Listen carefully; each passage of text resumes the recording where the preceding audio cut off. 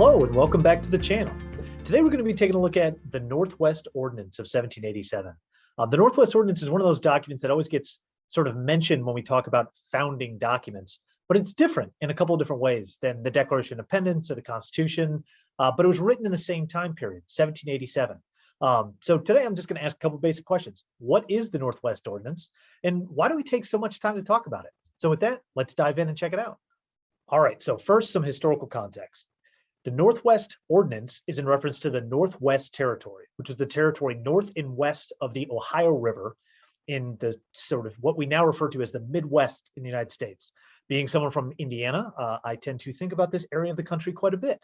But in 1783, after the Treaty of Paris, which was the treaty that ended the American Revolution, we received this land legally from Great Britain. And then the question was, well, what do we do next? And in 1784, the Confederation Congress, which was the Congress under the Articles of Confederation, which was then governing the country. This is before we had the current Constitution that we have, passed this land ordinance in 1784, which essentially said, hey, we're going to make new states out of this area. It's not going to be the continuation of our other states. Virginia, for example, isn't going to have just ownership over all of this. We're going to create new states out of this region. Then in 1785, another land ordinance was passed, and this one said, and we're going to sell that land to private citizens. But the question still remained, if we're going to have states and they're going to be there's going to have land in there that are owned by private citizens, how are they going to be governed? How are we going to create new governments? What is it going to mean to create new states? And that's actually a pretty big question, especially at this period of our country. We'd never done this before. There's a lot of different ways that they could have gone about it. It could have been just overseen by the national government. So this decision to break this up into states was a big deal. So in order to do that, sort of follow what they often refer to as sort of the political side of getting this accomplished, they passed this Northwest Ordinance in 1787. On here, I also have noted that the Northwest Ordinance of 1789 came after. That was just after we had passed the Constitution. We said, hey, we're going to keep this ordinance in effect legally. That was the Northwest Ordinance of 1789. But 1787 is interesting because it was in Philadelphia in 1787, if you remember, that the Constitutional Convention was going on. So this piece of legislation is being passed in the midst of that drafting of the new Constitution. So what did it do? Well, it expanded the authority of the national government over these territories, and it kind of figured out a way of saying, like, we're going to govern these and we're going to control them until they become states. And we'll dive into the specific of how it did that in just a second. It also established how these states would then join the Union. So what would it mean for them to establish a government and join the Union? It also established this gridded township system, right? So if they were going to be selling lands, they were going to be divided up into grids and that they would be sold out as individual parcels. It also talked about, and we'll get to this toward the end of the video, this big idea of on what principles or on what ideals would these new states be founded? And how are we going to guarantee that these new state governments are consistent with what ostensibly the revolution was just fought over? That is to say, Republican government, small r Republican government, representative government, democratic government that works to preserve civil rights and liberty. And it also had this interesting thing where it banned slavery in these territories. And we'll talk a little bit more about how it did that and what that meant towards the end of the video. But it's pretty significant that as they're thinking about what are we going to do with this new land, they're also thinking about what is it going to mean to form these states, and how is it that we're going to form these states in a way that is going to be consistent with what they're thinking about at this time, which is the protection of liberty for individual citizens. It's also important to note that this territory certainly wasn't empty. There were white settlers there, white European settlers, as well as Native American tribes that had interactions with the United States. All of them would be affected by this ordinance, and all of them would interact with it and confront it in lots of different ways. But let's dive into the actual document. So the first three sections I note here, and they're not consistent. Let's see, I've got section 1, section 3, and section 9. These three sections are dealing with what is it going to mean to establish authority over these territories. So a very practical question. We have the land. What are we going to do with it? In other words, how are we going to govern it? So here the national government, again, the Confederation government says, hey, we're going to govern this as one, maybe two districts while it's under the direct authority of Congress. That's section 1. Section 3 says we're going to appoint a governor. So there's going to be sort of an executive head that's overseeing things within this territory on behalf of the national government in ensuring that these laws and everything that we're putting in place are going to be followed. Then finally here in section 9, you see after there's 5,000 people living there, which is a significant amount of people for 1787, when there's 5,000 free male inhabitants, important to point out, that they are going to be the ones that can begin to receive authority, form a legislature, and begin to form townships and counties and begin that process of becoming states. So if we think again, what are we going to do with this land? Well, we're going to create states. How are we going to create states? Well, first, we're going to have the national government sort of oversee this territory while it's forming politically, while people are populating it. We're then going to have a governor that oversees the interests of the national government within this territory as it's being formed. And then finally, once there's 5,000 people there, they're going to be able to come together, form a legislature, and begin to govern themselves. So that's extending this idea of Republican government into this new territory. But again, this big question becomes, well, on what grounds are they going to be founded? So you have this section 13, which I think is really fascinating.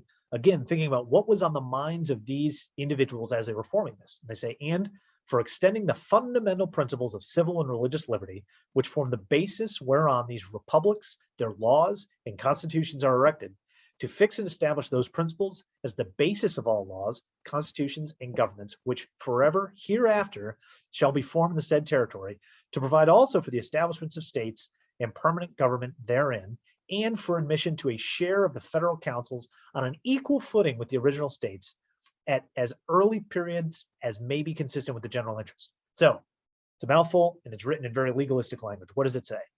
What this essentially says is, for these governments to be legitimate, they have to be republic. How are we defining republic? Well, those are founded on fundamental principles, again, principles being sort of first things, foundational ideas of civil and religious liberty, meaning people are going to have all of the things that we're looking for when we're talking about the Declaration of Independence. We're trying to establish governments that help us all pursue life, liberty, and the pursuit of happiness, as it says in the Declaration of Independence. Now, whether or not that was fully achieved, clearly it was not at this point, but the idea being that they're staking into the ground this ideal toward which they're going to be working, and that these states also are going to be affixed to that ideal, not just now, but forever hereafter, they say.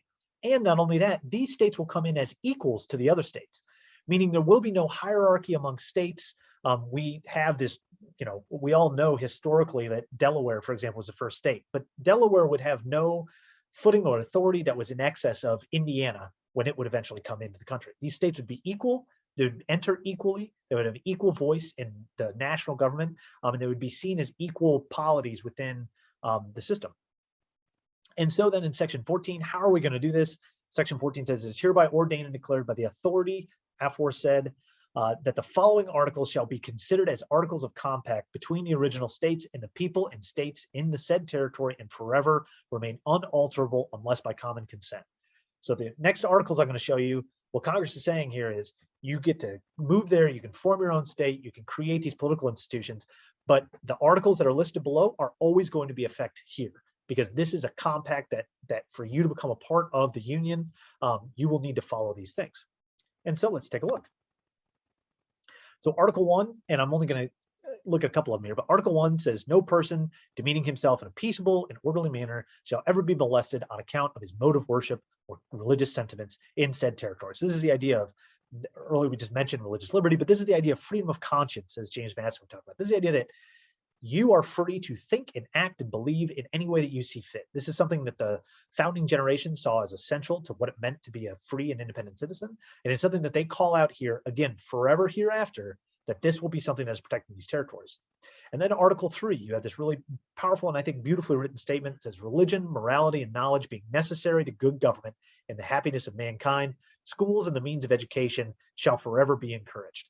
And the utmost good faith shall always be observed toward the Indians, their lands and property shall never be taken from them without their consent. So a couple things going on here.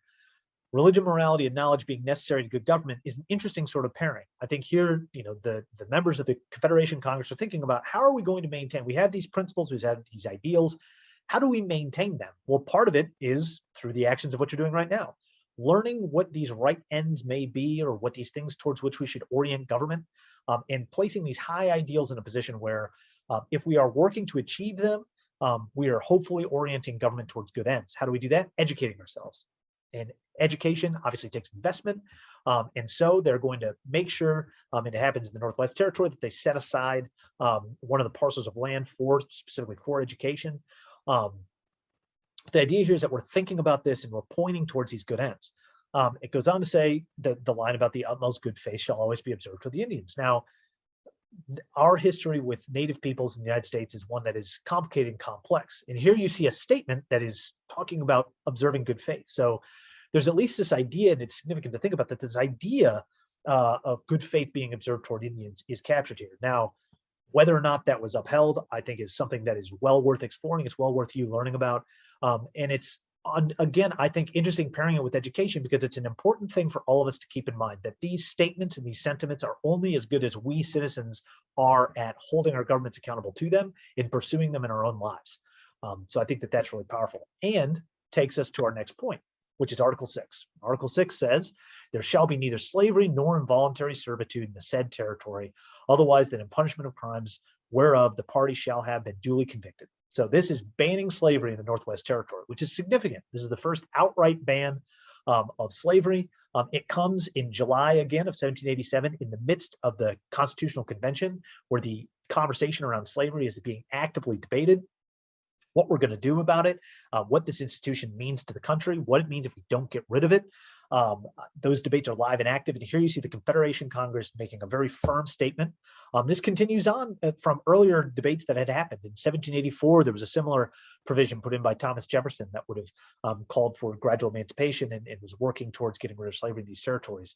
And this held, and it held as an area where there was no slavery that was going to be allowed. That's not to say that it wasn't challenged. And at various points there were debates in the formation of Ohio about whether or not slavery would have been prevented or been banned when it became a state, and it was. There was other debates around whether or not other states would allow it or allow indentured servitude, and it's a complex story. But again, I think it's important here not to point out whether or not it was completely achieved in this moment, but to point out that this was something that was written down, that it was on the minds of these men who were thinking about these laws and how they were going to form these governments, and that it is connected in, at least in structure, to these other higher ideals of pursuing good civil government. And part of that would be getting rid of the system of enslavement and enslaving human beings.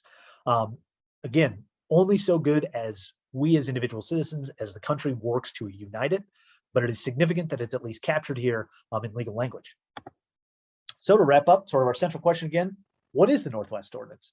Well, in short, it is a legal document that was passed in 1787 that worked to establish how it is that the Northwest Territory, the territory north and west of the Ohio, would be brought into the United States as states. That ends up being carved up into 5 states. So you have Indiana, Ohio, Michigan, Illinois, and Wisconsin. Those become states through this process. And though they no longer referred to as the Northwest Territory, the legacy of what this document meant certainly had serious implications for how they were formed as states, the ideals around which those governments were formed, and is one of the reasons why, as I said at the beginning, why do we talk about this so much?